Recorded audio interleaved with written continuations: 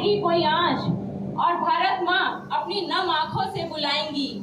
जब इस वतन पर आएंगी कोई आँच और भारत माँ अपनी नम आंखों से बुलाएंगी, हिंदुस्तान के हर घर से रानी लक्ष्मीबाई आएंगी। मैं भी सरहद पे जाऊंगी, सीने पे गोली खाऊंगी और लड़कियां कमजोर होती है ये गलत फहमी दुनिया से मिटाऊंगी। हिंदुस्तान की बेटी हूँ मैं, दुश्मन के छाती पे तिरंगा लहराऊंगी, तिरंगा लहराऊंगी। जय Shri Krishna to all of you and a happy Independence Day. I, Bhavna, thanking SP3 Technology as well as Alpesh sir and Praful sir who providing me opportunity to show my skill, ability and knowledge here that will help me in the growth of my life as well as economic development of the country.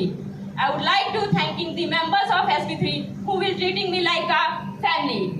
I want to salute this talented women जो दिन के 10 घंटे काम करने के बाद भी अपनी होम की मिनिस्टर कहलाती है और मुस्कुराते हुए दूसरे दिन ऑफिस आती है। So please clap for these ladies.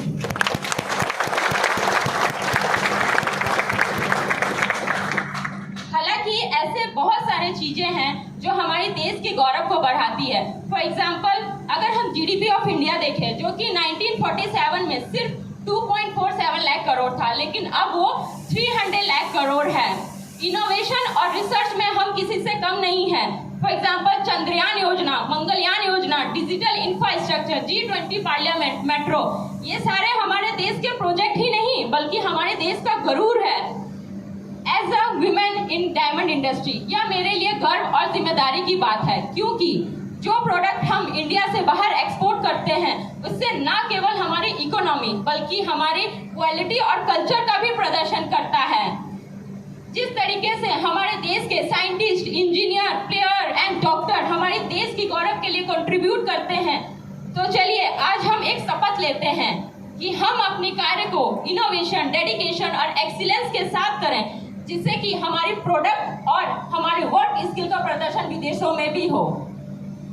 Eight end I want to say that हम उस देश की नागरिक हैं जिसके होठों में गंगा और हाथों में तिरंगा लहराता है।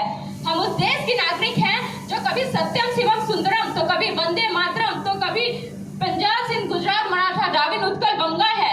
हम उस देश के नागरिक हैं जो हर ठुकराए हुए का शरण स्थल बन जाता है और सात समुंदर पार विदेशियों को भी अपने ब्रदर एंड सिस्टर कह के बुलाता है।